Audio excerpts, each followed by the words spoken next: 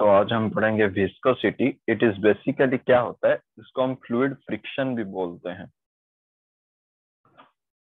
Fluid के अंदर जो फ्रिक्शन होता है उसको बोलते हैं विस्कोसिटी। और ये कहाँ दिखाई देता है? नॉन आइडियल फ्लूइड में। नॉन आइडियल फ्लूइड में हम क्या बोलते हैं? जो फ्लूइड नॉन आइडियल होता है, क्योंकि आइडियल फ्लूइड में हम मानते हैं विस्कोसिटी प्रेजेंट नहीं होता है। तो विस्कोसिटी होने के लिए, जैसे फ्रिक्शनल होने के लिए कोफिशिएंट ऑफ फ्रिक्शन कहाँ पे एक्ट करता है? जहाँ पे फ्रिक्शन होता है तो वहां पे फ्रिक्शनल फोर्स होता है। तो सिमिलरली विस्कोसिटी एक प्रोसेस है, तो उसके अंदर क्या होता है? Viscous force. विस्कस फोर्स क्या होता है?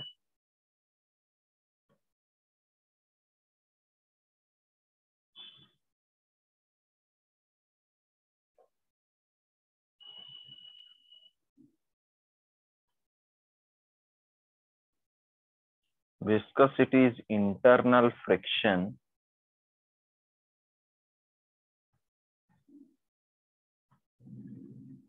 in a fluid motion। एक फ्लूइड मोशन में एक इंटरनल फ्रिक्शन जो होता है वो होता है विस्कोसिटी। और ये किसकी तरह होता है? It occurs due to relative motion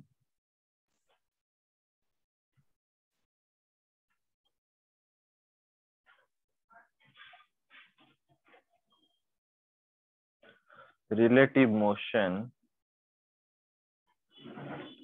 between the layers of liquid।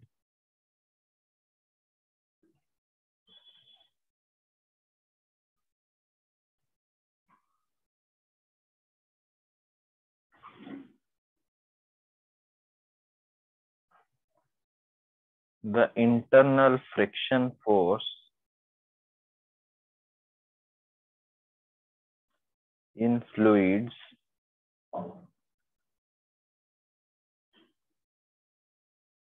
is called viscous force।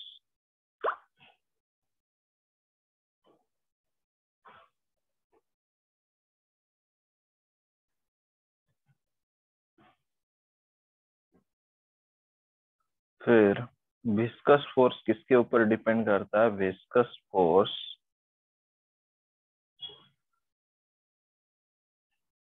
Depends on relative motion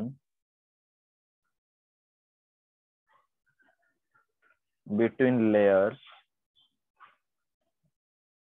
that is velocity gradient। velocity gradient, area of contact between two layers of liquid। मतलब क्या होता है कि देखो, अगर ये different layers of water ऐसे है, कोई भी लिक्विड होता है, ओके, तो यहाँ पे क्या होता है कि यहाँ पे जो होता है विस्कस फोर्स जो होता है, इसको इस जो पानी के ऊपर एक टेंजेंशियल कंपोनेंट होता है, ये हो गया उसका वेलोसिटी कंपोनेंट। तो उसमें जो क्या होता है कि दो लेयर के बीच जो फ्रिक्शन की वजह से जो फोर्स ओरिजिनेट होता है वो होता है विस्कस फोर्स। वो हो जाता है आपका विस्कस फोर्स। ओके, अब ये क्या होता है कि ये विस्कस फोर्स क्या होता है कि हमेशा ऑपोजिट हो सकता है। वो लेफ्ट को भी हो सकता है या फिर राइट को भी हो सकता है। It depends on the flow direction. Okay, और ये फ्लूइड लेयर्स जो फ्रिक्शन जो होता है वो वेलोसिटी डिपेंडेंट होता है। फ्लूइड फ्रिक्शन जो होते हैं वो क्या होता है कि वेलोसिटी डिपेंडेंट होता है। वो हमेशा वेलोसिटी के ऊपर डिपेंड करता है। ओके, तो इसका जो डेफिनेशन क्या होगा? डेफिनेशन तो हो गया कि ये एक इंटरनल फोर्स है between the layers of liquid. और ये वेलोसिटी प्रोफाइल लिक्विड में कैसा होता है, दिखाई देता है, वो देखते हैं। Velocity profiles of fluid. Fluid में वेलोसिटी प्रोफाइल कैसा दिखाई देता है? Velocity profile of fluid. देखो क्या होता है कि पानी जो होता है हमेशा लेयर की तरफ होता है। मान लो ये स्टार्टिंग हुआ यहाँ से, ये स्टार्टिंग लेयर है। और ये क्या होता है कि एक लेयर होता है कि इनिशियल और फाइनल पॉइंट, इसके बीच लिक्विड रहता है। ओके, जब रहता है क्या होता है कि बेसिकली तो ये लिक्विड जो होता है जहां से होता है, ये फ्लूइड वेलोसिटी जो होता है, इसे यहाँ से ऐसे वेलोसिटी जो होता है ऐसे बढ़ता है, जितना ऊपर जाओगे स्टार्टिंग पॉइंट से वो वेलोसिटी बढ़ता जाएगा। ओके, जितना तुम ऊपर जाओगे ये वेलोसिटी प्रोफाइल जो है वो बढ़ता जाएगा व्हेन कंपेयर टू डिस्टेंस। मतलब यहाँ से तुम देखो, यहाँ से अगर एक और रैंडम पॉइंट्स, यहाँ से कितना डिस्टेंस, वाई डिस्टेंस, मान लो वेलोसिटी v था, उससे थोड़ा ऊपर डिस्टेंस होगा y प्लस, यहाँ पे डिस्टेंस भी बढ़ गया होगा y प्लस डी वाई, तो वेलोसिटी भी यहाँ पे बढ़ गया होगा v प्लस डी वी। इस पॉइंट पे यहाँ आते आते आते एक पॉइंट ऊपर पे पूरा जो सरफेस के ऊपर जो वेलोसिटी होता है वो हो जाता है मान लो v। ओके, और नीचे हिस्से में जो वेलोसिटी होता है वो फिक्स्ड डिस्टेंस, अगर ये प्रोफाइल, ये नीचे वाला हिस्सा फिक्स्ड है तो वेलोसिटी नीचे में हम एज्यूम करते हैं कि 0 होता है। ओके, तो क्या क्या लिखेंगे यहाँ पे, a layer of liquid is sandwiched, a layer of liquid sandwiched between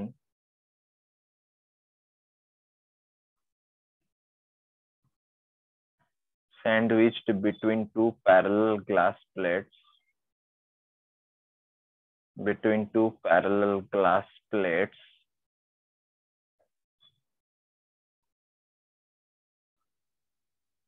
in which the lower plate is fixed, in which the lower plate is fixed and the upper one is moving। ये जो upper part है ये move कर रहा है, नीचे वाला fix है, and the upper one is moving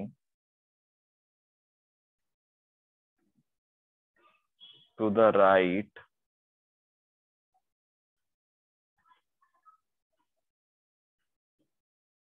with velocity v।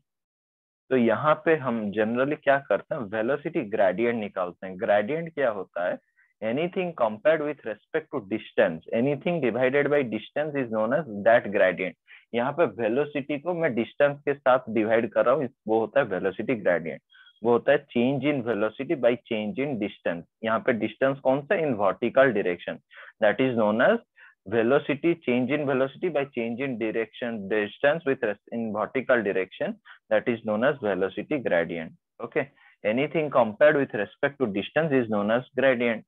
वहां पे पोटेंशियल को जब तुम डिस्टेंस के साथ कंपेयर करते हो वो पोटेंशियल ग्रेडियंट हो जाता था, यहाँ पे वेलोसिटी को डिस्टेंस के साथ कंपेयर किया जा रहा है वो हो जाता है velocity gradient.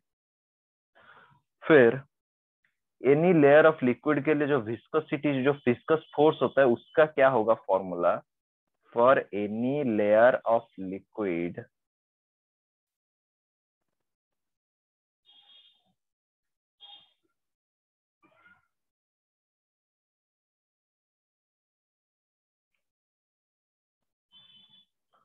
its upper layer pulls it forward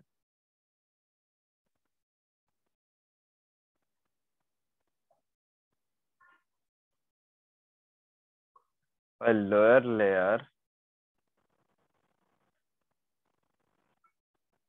pulls it backward।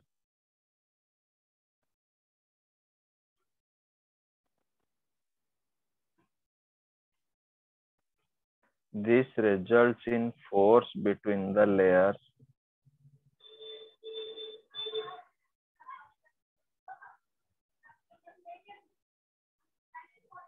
this type of flow is known as laminar flow। This type of flow is known as laminar flow।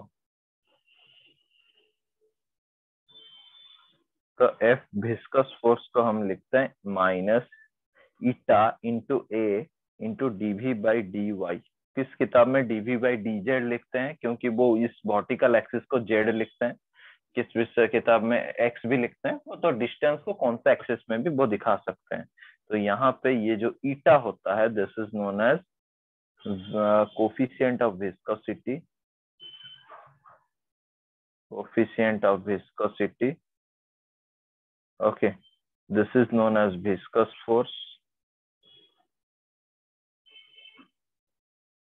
this is area of contact, this is velocity gradient।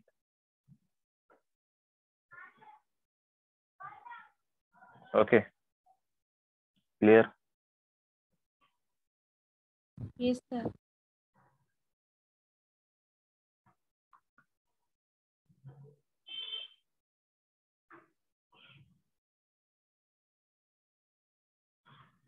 फिर ये coefficient of viscosity क्या होता है?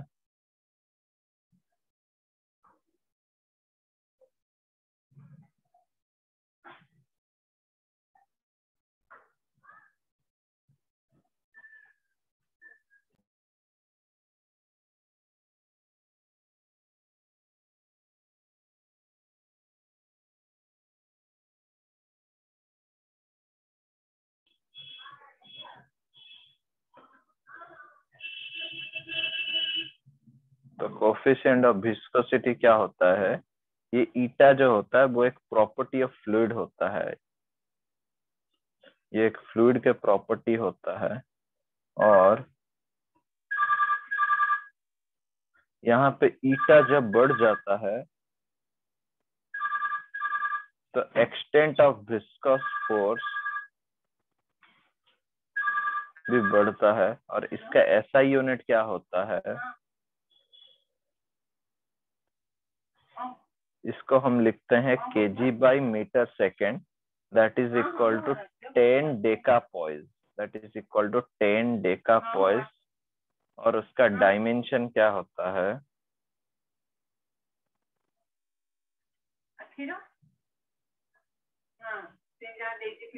ml-1 t-1। Okay, ये होता है उसका dimension.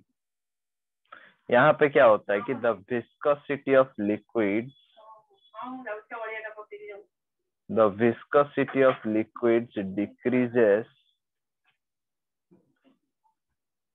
with temperature। Okay, ये नेचुरल बात है। जो आप क्या करोगे, जो भी कोई लिक्विड होगा कि थिक, मतलब थिकर होगा, डेंस होगा, उसको हीट कर लोगे तो वो क्या हो जाएगी, फ्लो करने लगता है। तो जो जितना जल्दी फ्लो करेगा उसका विस्कोसिटी उतना कम होता है। तो viscosity of liquid decreases with temperature while it increases in case of gases। लेकिन गैस के केस में, लिक्विड के केस में डिक्रीज होने से, टेम्परेचर इंक्रीज होने से ये विस्कोसिटी डिक्रीज हो जाता है। लेकिन गैस केस में while it increases in the case of gases, in the case of gases। Okay, और ये वेलोसिटी डिस्ट्रीब्यूशन एक पैटर्न हम देखते हैं।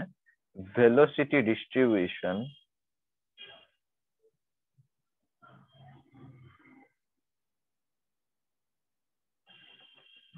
for viscous flow in a pipe, for viscous flow in a pipe। क्या होता है कि बेसिकली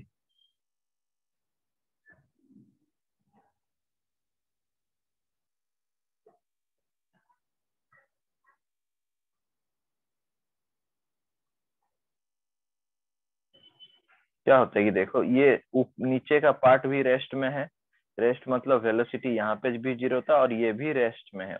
दो प्लेट फिक्स है, वो रेस्ट में है। तो क्या होगा कि देखो, नीचे हिस्से में वेलोसिटी जीरो होगा बहुत, उसके बाद बढ़ेगा, उसके बाद बढ़ेगा, बढ़ते बढ़ते यहाँ पे मिडिल पे क्या होगा कि सबसे मैक्सिमम हो जाएगा। ऊपर से भी वहां होगा कि उससे भी नीचे, उससे थोड़ा नीचे होगा तो बढ़ेगा, तो होगा। फिर यहाँ से पूरा बीच में क्या क्या होगा कि मैक्सिमम हो जाएगा v। तो वेलोसिटी पैटर्न कुछ इस तरह दिखाई देता है आपका फ्लो हो इन ए पाइप के अंदर। ओके, पाइप में दो पार्ट जो होते हैं, upper part and lower part is fixed. Clear? Yes sir. अब क्वेश्चन एक है इसी के ऊपर।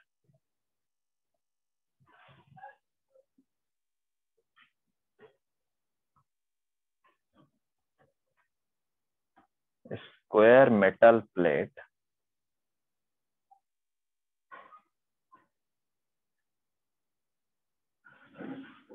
of area 2 meter square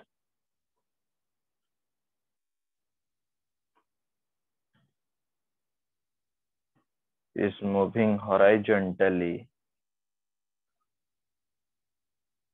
at a speed of 2 meter per second by applying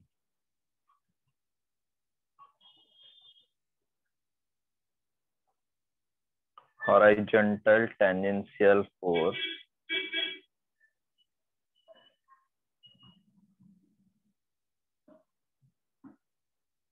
over the free surface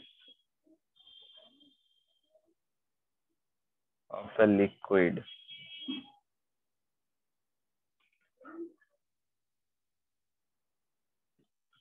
if the depth of the liquid 4 meter and a liquid at the bottom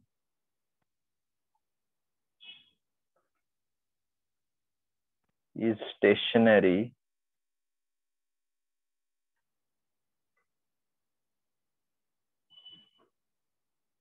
then the tangential force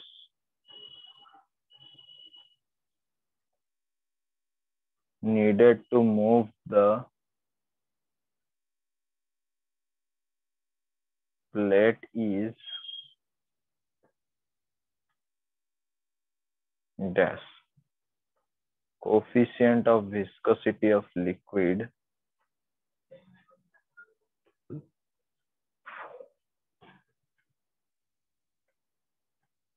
is 10 to the power minus 3 decapoise. 4 option है आपके सामने.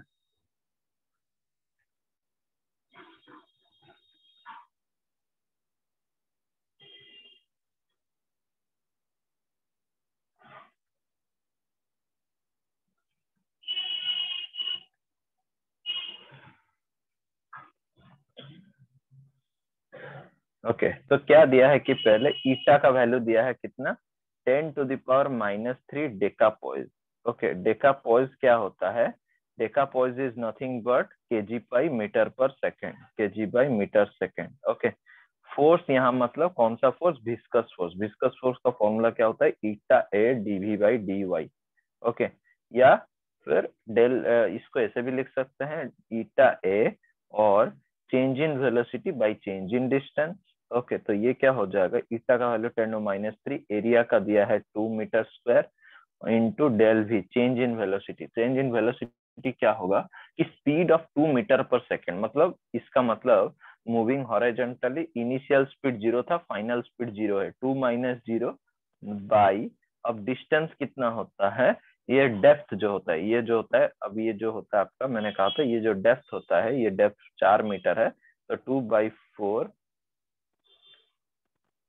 then it comes to be 10 to the power minus 3 into 2 into 2/4. Then the final answer is 10 to the power minus 3 Newton.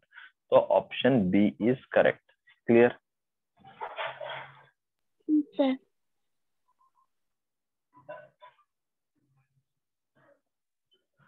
अब चलते हैं Stokes law पे.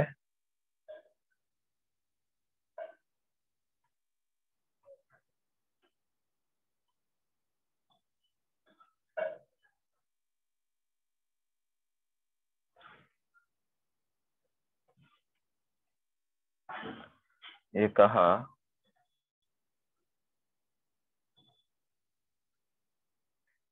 when an object moves through a fluid, basically ये spherical object के लिए था. ये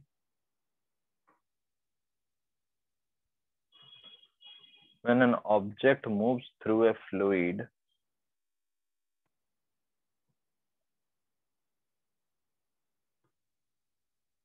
it experiences a viscous force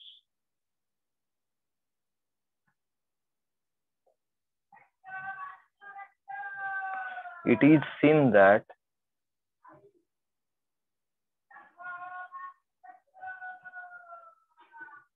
the viscous force is proportional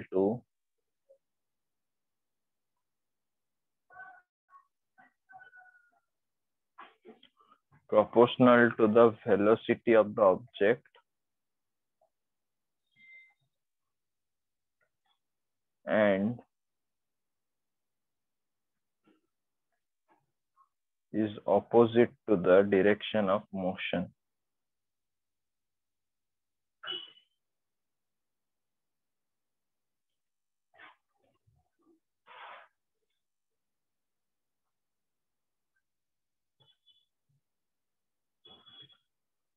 देखो अगर एक पानी है, इसके अंदर एक स्पीयर है, ओके, स्पीयरिकल बॉडी है, उसका रेडियस r है, तो क्या होता है कि बेसिकली यहाँ पे क्या होता है कि ये वेलोसिटी के अगर भी है तो वहां पे क्या होता है कि इसके नीचे की तरफ एक विस्कस फोर्स, पीछे की तरफ एक विस्कस फोर्स लगता है। वो जो विस्कस फोर्स होगा, विस्कस फोर्स का वैल्यू क्या होगा, 6π∗r भी।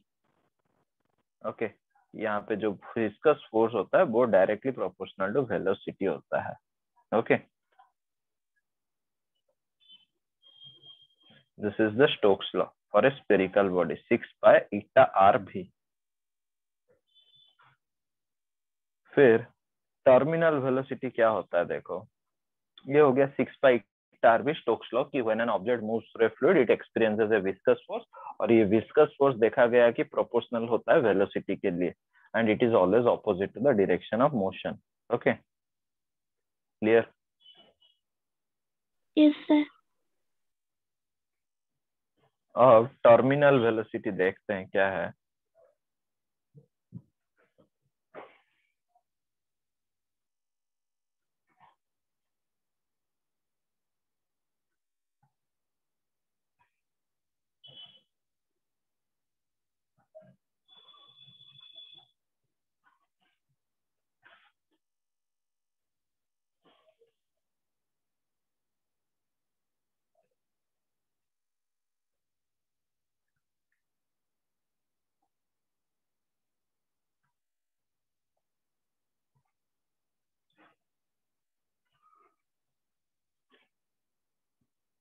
ओके, देखो this is liquid of density रो।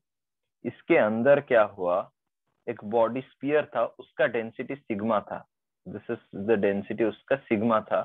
अब बेसिकली ये जब पानी के अंदर जाता है तो क्या होता है, उसके पास एक फोर्स लगता है, नीचे की तरफ उसकी वेट आता है mg, फिर अपवर्ड उसकी तरफ एक अपथ्रस्ट आता है।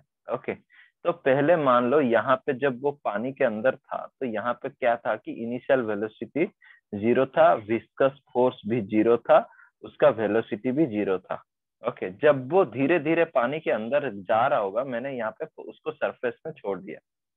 ओके, जब छोड़ दिया तो कंडीशन ये था कि इनिशियल वेलोसिटी 0 था, इनिशियल वेलोसिटी 0 था तो विस्कस फोर्स 0 होगा, क्योंकि वो वेलोसिटी के ऊपर विस्कस फोर्स डिपेंड करता है। फिर बाद में क्या हुआ कि बॉडी जब धीरे धीरे नीचे जा रहा होगा तो क्या होगा कि उसका वेलोसिटी नीचे की तरफ बढ़ेगा। ये mg उसको जो एक्सीलरेशन ड्यू टू ग्रेविटी है वो तो उसको नीचे खींच लेगा, खींच लेगा तो क्या होगा कि वेलोसिटी यहाँ पे बढ़ने लगेगा, बढ़ने लगेगा। तो यहाँ पे अपथ्रस्ट था, फिर वहां पे और एक चीज आ जाएगा उसके ऑपोजिट डायरेक्शन में, वो होता है विस्कस फोर्स। तो वो विस्कस फोर्स का फॉर्मूला क्या होता है, 6π∗r भी, वो हो गया। फिर और ये भी क्या होता है कि स्टार्टिंग में छोटा था क्योंकि वेलोसिटी छोटा था, क्योंकि वेलोसिटी छोटा था इसीलिए विस्कस फोर्स छोटा था। लेकिन एक स्टेज ऐसा आएगा, क्या होगा कि ये जो ड्रॉप है, कोई भी स्पीयर है मान लो, इसके ऊपर mg क्या होगा कि एक पॉइंट पे ये अपथ्रस्ट और विस्कस फोर्स, जो अपवर्ड फोर्स और डाउनवर्ड फोर्स है, ये fv बहुत लार्ज हो जाएगा। ओके, और दोनों इक्विलिब्रियम में आ जाएंगे बॉडी। जब वो इक्विलिब्रियम में आ जाएगा मतलब ये अपथ्रस्ट और विस्कस फोर्स, अपवर्ड फोर्स मिलके डाउनवर्ड फोर्स पे इक्वल हो जाएगा, तब ये जो बॉडी का वेलोसिटी था, तब ये जो वेलोसिटी से वो नीचे जा रहा था होगा, वो वेलोसिटी का नाम हो जाएगा टर्मिनल वेलोसिटी। ओके, तो ये क्या होता है कि देखो एट इक्विलिब्रियम क्या होता है कि, तो what is terminal velocity when A sphere goes, when a body goes inside the liquid, at initially there is no viscous force as the velocity, as the body is dropped without any velocity, as due to acceleration due to gravity it goes downward and the velocity increases. At some point the viscous force is so large, the upward upthrust force and the viscous force gets balanced by the weight mg, and that point the body achieves the velocity known as terminal velocity. तो क्या होता है कि यहाँ पे तो ये धीरे धीरे जब जाता है तो वह बढ़ेगा, ये उसका वेलोसिटी नीचे की तरफ बढ़ेगा। एक पॉइंट पे क्या होगा कि जो अपवर्ड फोर्सेस है नेचुरल डाउनवर्ड फोर्सेस के साथ बैलेंस कर जाएंगे। जो बैलेंस कर जाएंगे तो ये जो बॉडी का जो वेलोसिटी होगा उसका नाम होगा टर्मिनल वेलोसिटी। तो इसका इक्वेशन क्या होगा, एट इक्विलिब्रियम, हमें इक्विलिब्रियम कहने से दिमाग में चलना चाहिए कि नेट फोर्स इक्वल टू 0 होता है। ओके, तो नेट फोर्स जब 0 होगा एक्सीलरेशन 0 होगा और वेलोसिटी क्या होगा, कांस्टेंट होगा। वेलोसिटी जब कांस्टेंट होगा तो उसी कांस्टेंट वेलोसिटी का नाम होता है टर्मिनल वेलोसिटी। ओके, अब ये कब अचीव होता है कि कंडीशन क्या होता है उसका, कंडीशन ये होता है कि upward force of thrust force plus viscous force must be equal to mg। और मास को क्या लिखते हैं, फ्लूइड के केस में हमेशा मास को लिखा जाता है डेंसिटी इंटू वॉल्यूम, और ये डेंसिटी ऑफ द बॉडी होगा। डेंसिटी ऑफ द बॉडी कितना था, sigma into volume. Mass will be equal to sigma into volume. तो u प्लस, और u का पता है आपको क्या होता है कि u का फॉर्मूला होता है velocity of the fluid, body कितना पानी के अंदर है उसका volume, volume of the fluid, density of the fluid into gravity, plus viscous force का formula 6 by eta RB, that is equal to sigma into volume of the solid into G. तो ये हो जाएगा वी रो, क्योंकि entire body पानी के अंदर है इसलिए वी लिखता हूँ, v rho g plus 6 by eta r, भी की जगह वी टी लिखूंगा, that is equal to sigma v जी।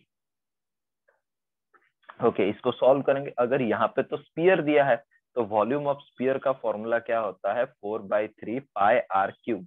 उसका रेडियस मान लो आर दिया है तो 4/3 यहाँ पे डाल दूंगा, 4/3 pi are cube. This volume is v, okay, and vt is terminal velocity into rho G, और ये होगा 6 by eta are vt, it is equal to sigma into, ये हो जाएगा इसका भी वॉल्यूम वही 4/3 पाई आर क्यूब जी। तो फाइनली यहाँ पे क्या लिख सकता हूँ, 6 by eta are vt can be written as 4/3 pi are cube g whole into sigma minus rho. Okay, then terminal velocity comes to be, यहाँ पे क्या हो जाएगा, ये उस साइड हो जाएगा तो 2/9 R square G by eta whole into sigma minus rho. Sigma क्या होता है, density of the body minus density of the fluid, ये होता है सिग्मा, होता है डेंसिटी ऑफ बॉडी। रो हो जाता है density of fluid, density of fluid.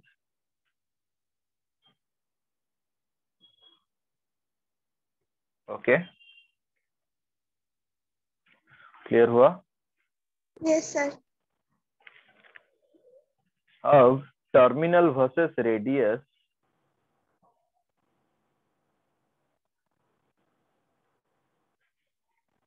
Terminal velocity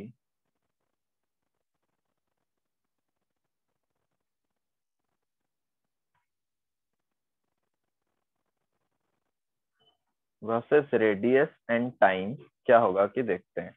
आपको टर्मिनल वेलोसिटी का फॉर्मूला याद रखना है, 2/9 R square G by eta whole into sigma minus rho. Body का डेंसिटी पहले आता है minus density of the fluid. अब यहाँ पे इस फॉर्मूले से आपको देखना है कि जो डेंसिटी है, जो ये है वो directly proportional to R square है। तो क्या होगा कि यहाँ पे अब directly proportional to R square है तो ये ग्राफ क्या बनेगा आपका, ये ग्राफ बन जाएगा आपका प्रोपोर्शनल, मतलब ये इक्वेशन ऑफ पैराबोला जैसा दिखाई देगा। ओके, अब क्या होता है कि देखो, अब मैं देखूंगा वेलोसिटी वर्सेस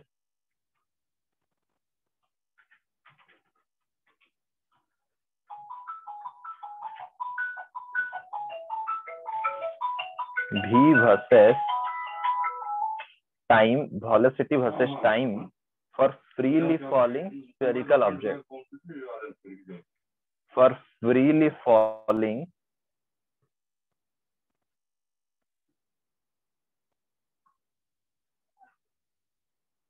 स्फेरिकल ऑब्जेक्ट क्या होता है कि देखो,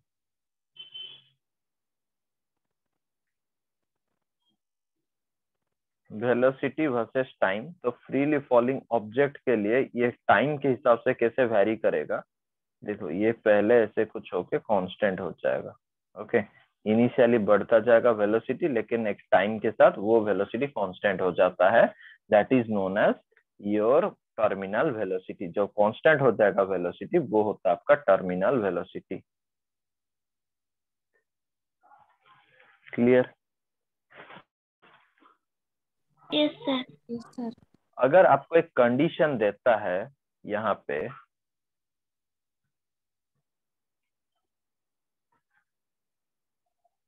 if density of sphere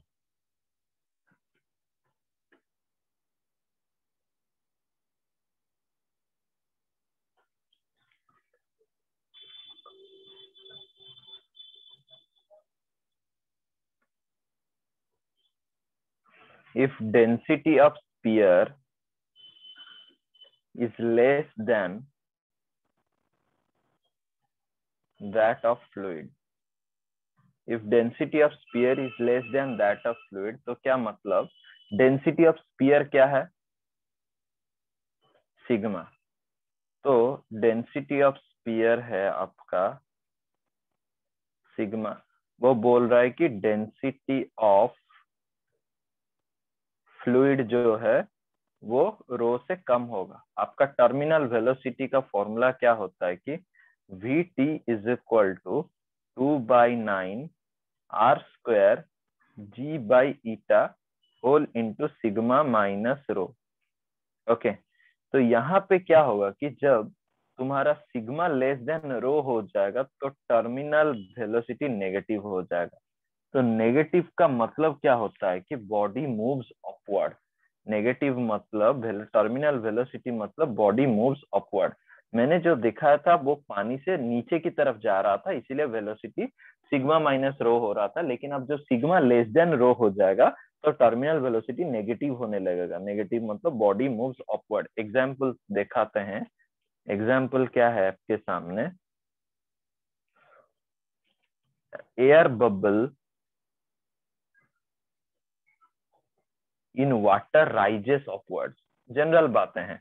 देखो, मैंने आपको कंडीशन ऑफ फ्लोटिंग में पढ़ाया था कि जब बॉडी का डेंसिटी पानी से डेंसिटी से कम, लिक्विड का डेंसिटी से कम होगा वो बॉडी फ्लोट करता है। तो यहाँ पे क्या हुआ कि जब पानी के अंदर जो स्पीयर जा रहा था, कोई एयर बबल ले लो, बबल क्या होता है, स्पेरिकल इन शेप होता है। तो स्पेरिकल इन शेप अगर होगा तो क्या होगा कि बेसिकली यहाँ पे उसका टर्मिनल वेलोसिटी, अब देखो पानी का डेंसिटी कितना होता है, रो इज इक्वल टू 10⁻³ kg पर मीटर क्यूब। लेकिन बबल का डेंसिटी, एयर बबल का डेंसिटी होता है 1.29 kg पर metre cube.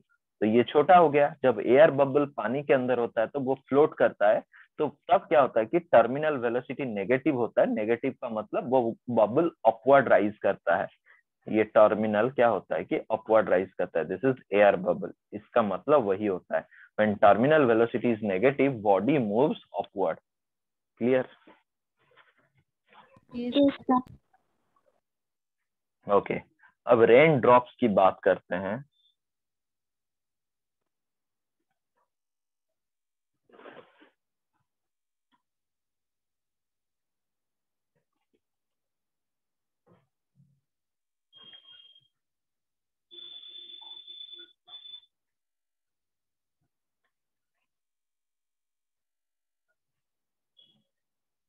We consider a raindrop in air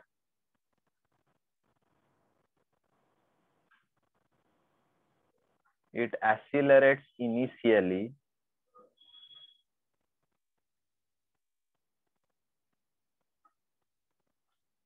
due to gravity. As the velocity increases,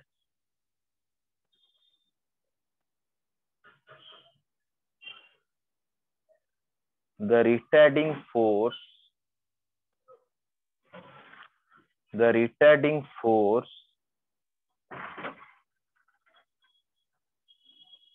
also increases. Finally, when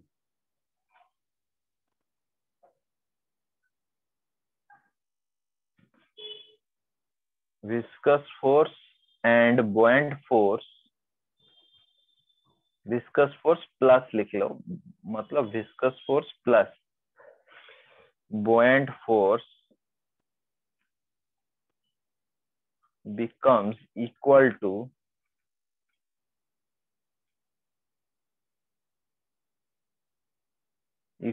the force due to gravity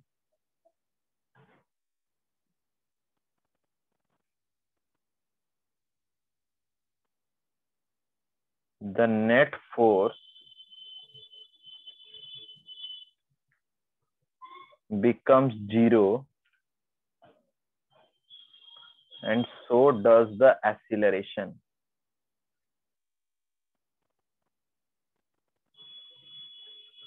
The sphere raindrop then ascends with a constant velocity. Ascends with a constant velocity. देखो, एक spear जब होता है कि एक rain drop नीचे की तरफ आता है, कितना फोर्स है mg, तब क्या होता है कि एयर में क्या होता है कि एयर ड्रैग भी होते हैं. ओके, तो ये जब नीचे की तरफ mg आएगा तो वेलोसिटी वो धीरे धीरे बढ़ेगा.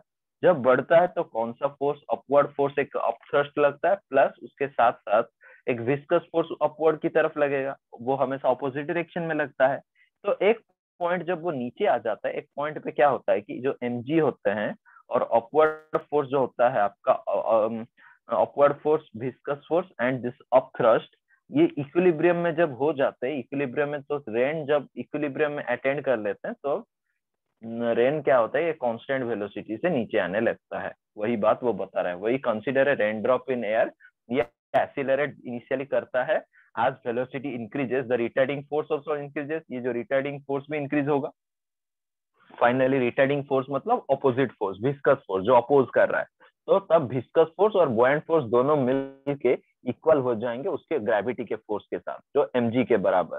तब जो इक्विलिब्रियम जब इक्वल हो जाते हैं, तब जो बॉडी का वेलोसिटी होगा वो एक कांस्टेंट होगा, और उसी को हम ये भी टर्मिनल वेलोसिटी भी बोल सकते हैं. Clear?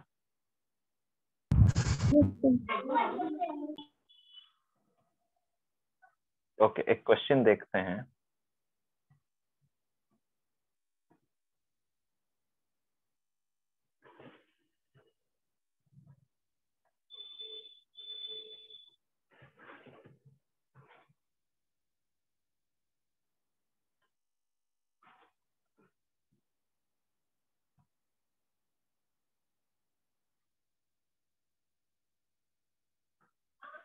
Uniform speed of 2 centimeter diameter ball is 20 centimeter per second in a viscous liquid.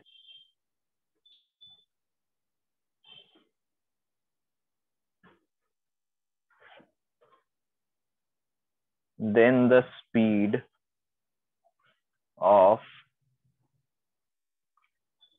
1 centimeter diameter ball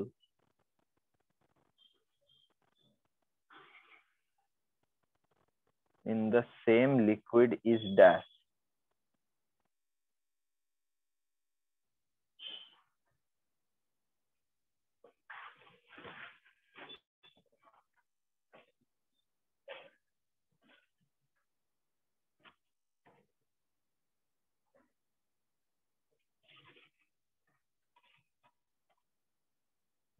Options है 5 centimeter per second.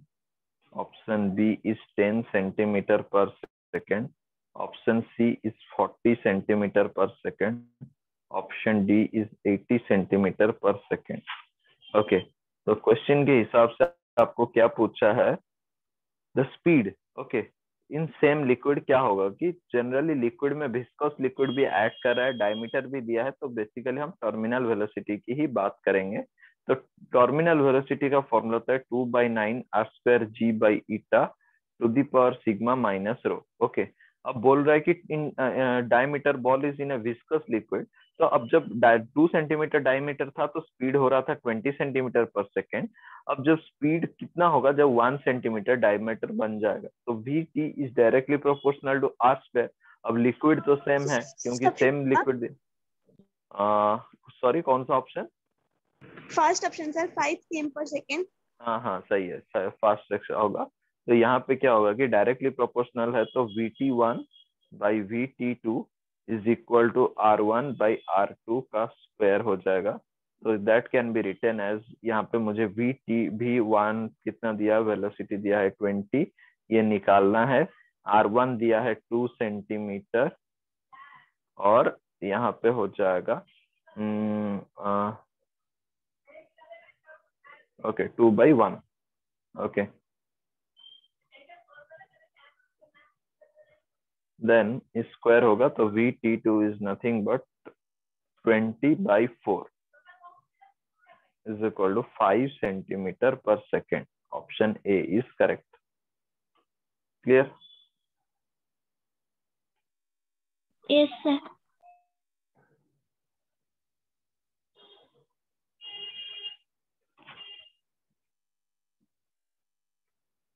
Then next question is, two small spherical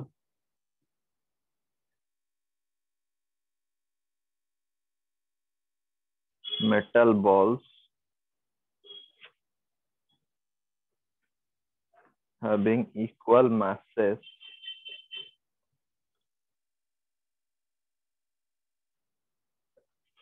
are made from materials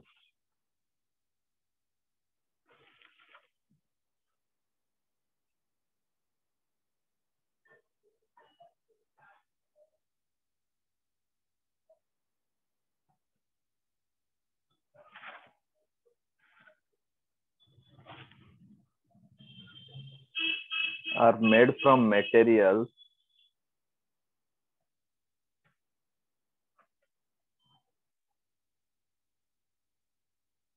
of densities ρ1 and ρ2,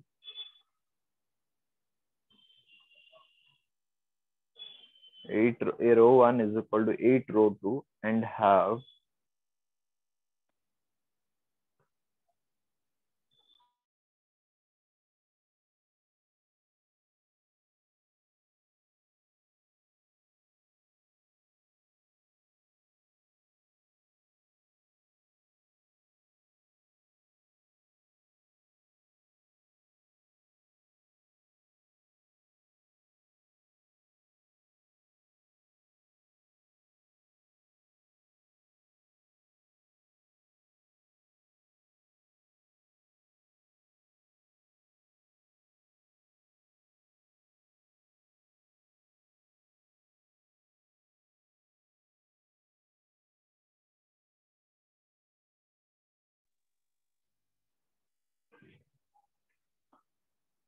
have radii of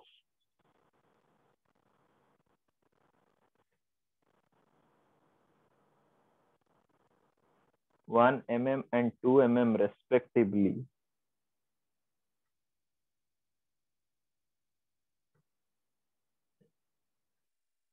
They are made to fall vertically from rest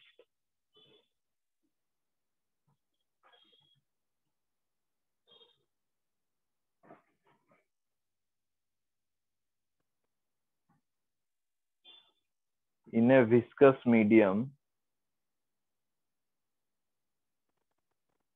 whose coefficient of viscosity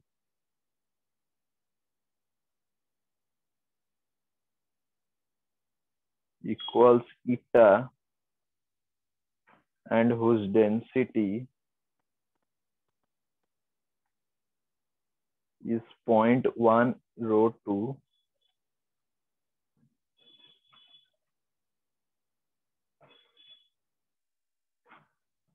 The ratio of their terminal velocities would be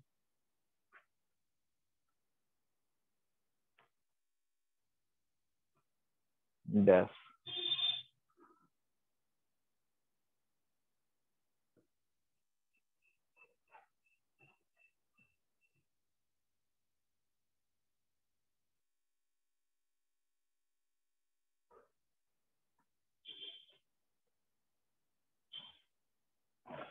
देखो यहाँ पे क्या,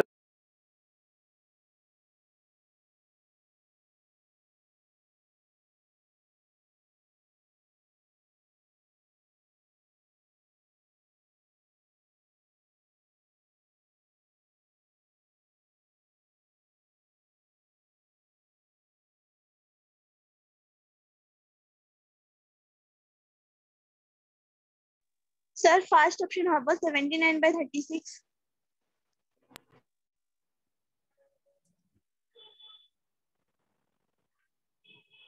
तो क्या होगा कि terminal velocity का formula क्या होता है कि V T is equal to Sir, 2/9 R 79/36 होगा square answer. G by eta sigma minus rho. तो यहाँ पे क्या होता है कि देखो, तो वेलोसिटी क्या होता है कि यहाँ पे दो स्पीयर दिया है, रेडियस 1 है 1 mm, रेडियस 2 है 2 mm, और यहाँ पे क्या दिया है कि आपको ये रो 1 है ये रो 2 है, और रिलेशन दिया है कि rho 1 is equal to 8 rho 2। Okay, तो यहाँ पे अगर दोनों का कंपैरिजन किया जाए V1/V2 तो ये हो जाएगा R1 स्क्वायर, जो कॉमन चीज है वो कैंसिल हो जाएगा, R1 square sigma 1 minus by rho is equal to R2 square, ये हो जाएगा सिग्मा 2 माइनस रो। तो R1 की जगह 1 का स्क्वायर, ये सिग्मा 1 की जगह 8 रो 2 लिखेंगे, 8 रो 2 माइनस 0.1 रो 2, क्योंकि लिक्विड का डेंसिटी यहाँ पे दिया है 0.1 रो 2, दोनों इक्वल है, और यहाँ पे हो जाएगा 2 का स्क्वायर और into rho 2 minus 0.1 rho 2। So this will be 1/4, 8 minus 0.1 that is 7.9 rho 2 divided by 0.9 rho 2, that comes to be, so 79/36 is your answer. Clear?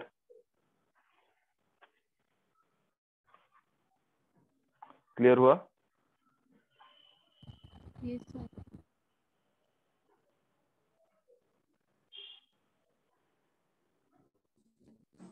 Clear हुआ? Yes, sir. Yes, sir. Okay, then next question is here.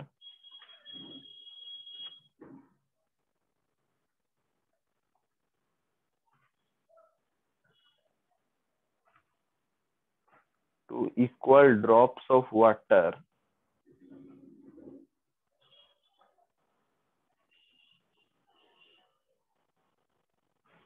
falling through air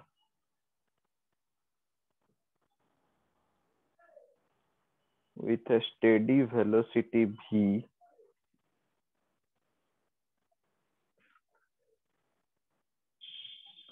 if the drops coalesce,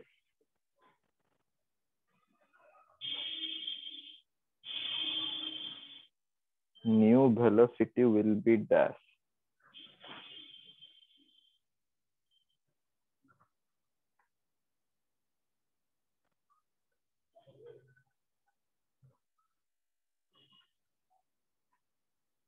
देखो क्या दिया है कि आपको two equal drops थे, यहाँ पे रेडियस r मान लो, डेंसिटी उसका सिग्मा है मान लो, यहाँ पे दो इक्वल थे, दोनों को मैंने क्या किया, वेलोसिटी v से जा रहे थे, दोनों को ऐड कर लिया। अब कहाँ पे हो रहा था, ये एयर पे हो रहा था, एयर के कोफिशिएंट विस्कोसिटी ईटा था और डेंसिटी मान लो रो था। अब ये दोनों जब मिल जाएंगे तो क्या हो जाएगा, ये एक बड़ा सा हो जाएगा। अब ये मान लो बड़ा होके उसका रेडियस कैपिटल R बन गया, और उसका डेंसिटी वही है सिग्मा, क्योंकि मटेरियल डेंसिटी दोनों ऐड होने से सेम होता है, चेंज नहीं होता है, लेकिन उसका वेलोसिटी बदल जाता है v डैश, और वही मीडियम में है एयर, और ईटा डेंसिटी भी रो है। तो टर्मिनल वेलोसिटी का फॉर्मूला होता है 2/9 R square G by eta to the power sigma minus rho. तो क्या होता है कि terminal velocity is directly proportional to R square. तो यहाँ पे क्या होगा कि v dash by v is equal to R square by small r square, क्योंकि डायरेक्टली प्रोपोर्शनल टू रेडियस होते हैं। तो यहाँ पे क्या होता है कि v dash by v can be written as, ये r जो है, यहाँ पे r क्या दिया है कि आपको देखो,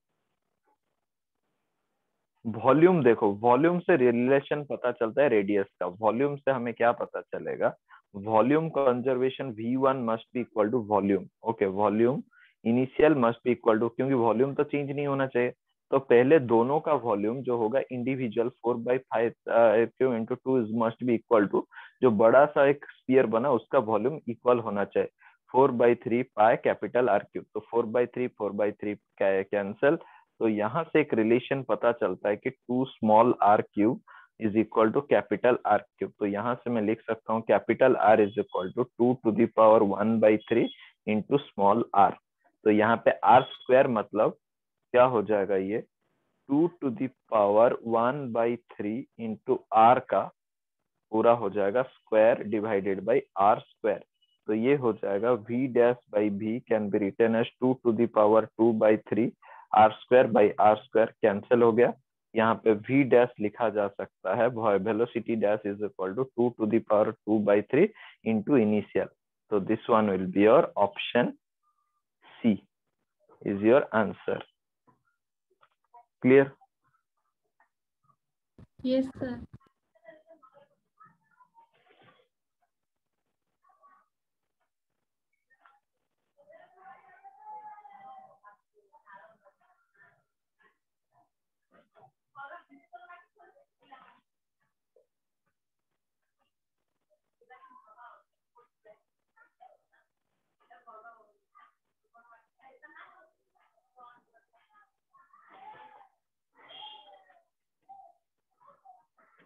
अब एक क्वेश्चन है,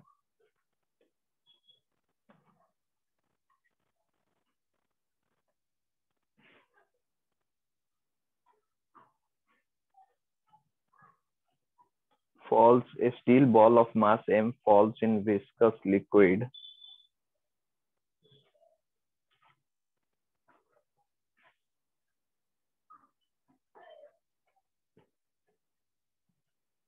with terminal velocity v,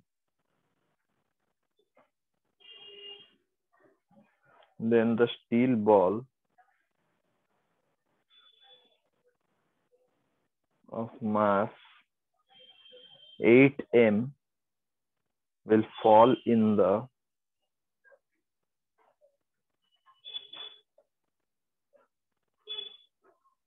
same liquid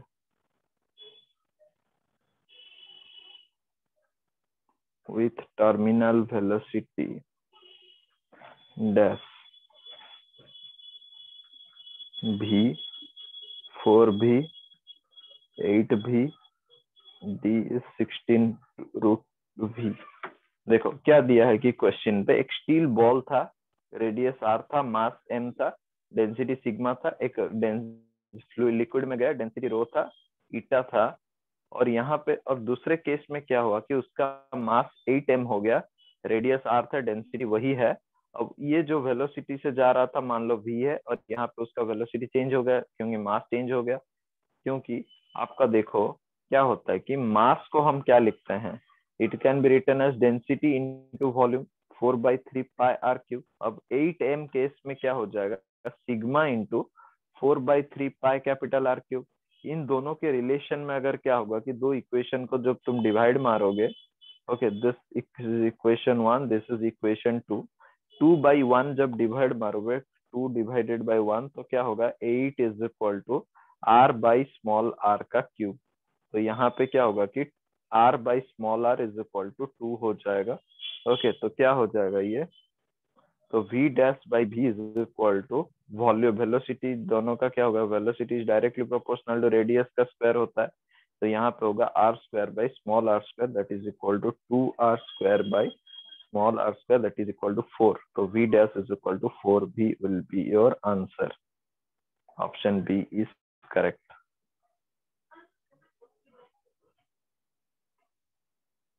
clear? Yes, sir. अब एक क्वेश्चन है,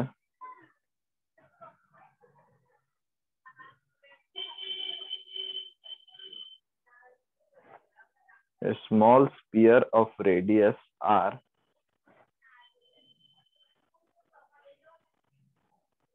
falls from rest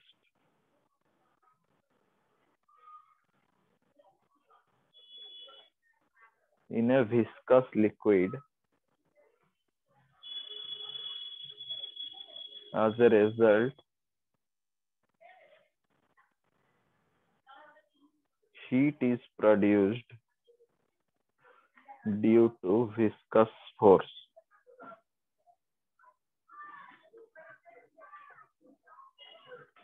The rate of production of heat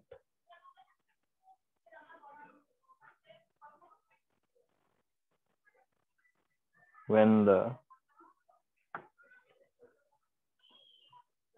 sphere attains its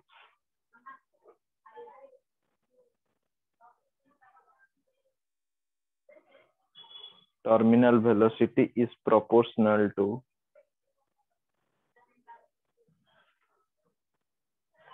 the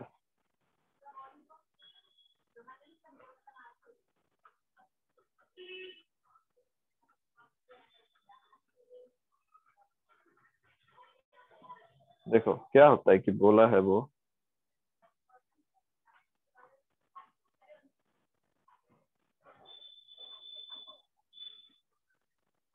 यहाँ पे क्या होता है कि इनिशियली रेडियस आर था, इनिशियल वेलोसिटी 0 था। जब वो पानी के अंदर गया तो क्या होगा कि दोनों तरफ से क्या होगा कि इस तरफ भी विस्कस फोर्स लगेगा। अब क्या होता है कि देखो इस साइड भी विस्कस फोर्स लग सकता है, दोनों तरीके से। तो हीट प्रोड्यूस्ड जो होता है, जनरली हीट प्रोड्यूस क्या होता है, वो होता है वर्क डन बाई, जो जितना वर्क डन वो किया है वो that is stored as heat produced work done by viscous force. क्योंकि जो विस्कस फोर्स होता है वो एक क्या होता है कि फ्रिक्शन फोर्स होता है, तो फ्रिक्शन फोर्स की वजह से जो वर्क डन होगा वही हीट होता है। तो यहाँ पे रेट ऑफ हीट प्रोडक्शन का मतलब क्या होता है कि power. Rate of heat production is generally work done by time, that is equal to power. Rate मतलब समथिंग बाई टाइम। तो पावर का अगर डेफिनेशन हम पहले से पता है, तो पावर क्या होता है, फोर्स इनटू वेलोसिटी। अब एक बॉडी के ऊपर टर्मिनल वेलोसिटी अगर नीचे होता है, उसका विस्कस फोर्स ऊपर होता है, और terminal velocity directly proportional to R square होता है। अब ये दोनों देखो ऑपोजिट डायरेक्शन में, ये डॉट प्रोडक्ट मतलब ये होगा एफ भी कॉस 180 डिग्री इस फिगर के हिसाब से, तो ये हो जाएगा माइनस एफ भी टी। तो माइनस एफ को क्या लिखेंगे, आपका विस्कस फोर्स स्फेरिकल बॉडी के लिए होता है 6 पाई ईटा आर भी, तो ये हो जाएगा -6 pi eta R V T into V T. तो ये हो जाएगा, अब 6 पाई ईटा आर ये सारे कांस्टेंट है, तो कांस्टेंट है तो के लिख लेता हूँ, माइनस के आर को नहीं, 6 पाई ईटा को के लिखता हूँ, के आर वी टी का स्क्वायर। तो पावर क्या हो जाएगा, यहाँ पे वेलोसिटी क्या होता है कि velocity terminal velocity proportional to होता है आपका आर स्क्वायर। तो इसकी जगह आर स्क्वायर लिख लेते हैं, के आर इंटू आर स्क्वायर, क्योंकि मुझे सिर्फ प्रोपोर्शनलिटी निकालना है। तो के ये हो जाएगा स्क्वायर का स्क्वायर, मतलब के to the power R into R to the power 4। तो फाइनली ये हो जाएगा, इसको पूरा लिखते हैं माइनस के आर टू द पावर 5। तो प्रोपोर्शनल है आर टू द पावर 5 के लिए। क्लियर हुआ? Yes sir. तो यहाँ से पूरा विस्कोसिटी खत्म होता है हमारा। तो कल के क्लास में हम क्या पढ़ेंगे, surface tension. Okay yes sir. तो प्रैक्टिस क्वेश्चंस में भेज दूंगा आपको, जितना मैं पढ़ाया हूँ पूरा विस्कोसिटी से लेके और सब। Okay yes sir. Thank you. Thank you sir.